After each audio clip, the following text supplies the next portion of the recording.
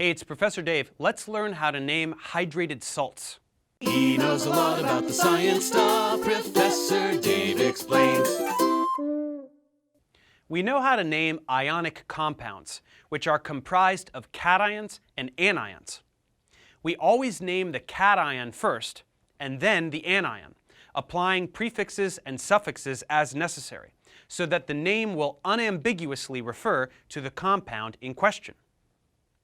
But sometimes in the formation of an ionic compound, or a salt, a number of water molecules will be associated with the ions within the crystal structure.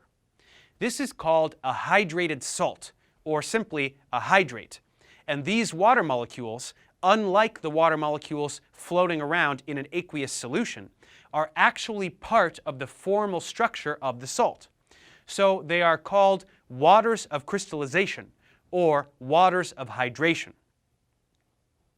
There will always be a specific number of water molecules coordinated to each formula unit of a particular salt, due to the specific geometry of the lattice. And we can report this number when we list the chemical formula of the hydrate. For example, cobalt-2 chloride will form a hydrate with 6 water molecules for every formula unit. To write the formula for this, we simply list the ionic compound as we normally would, followed by a dot to separate the salt from the waters of hydration. And then we list a water molecule with a stoichiometric coefficient reporting how many waters are involved per formula unit, in this case 6.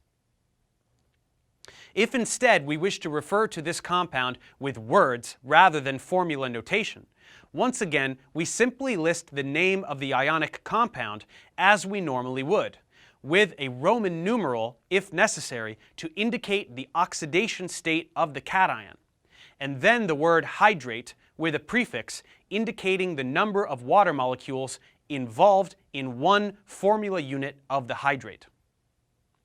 The prefix for 6 would be hexa, so this is cobalt-2 chloride hexahydrate. Epsom salt, which has various everyday applications, is another example of a hydrate, and it is the common name for magnesium sulfate heptahydrate, since there are 7 water molecules per formula unit. We should be familiar with the prefixes we would use in a context like this.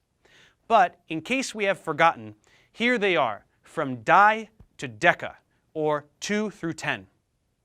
The prefixes can go beyond 10, but for our purposes, memorizing this list should suffice. Sometimes a hydrate can lose its waters of hydration when exposed to the atmosphere, and this process is called efflorescence.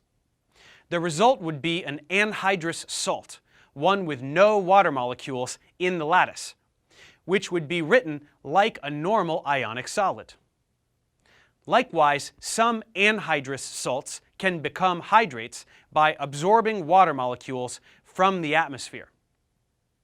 And now we know how to name these compounds. Let's check comprehension.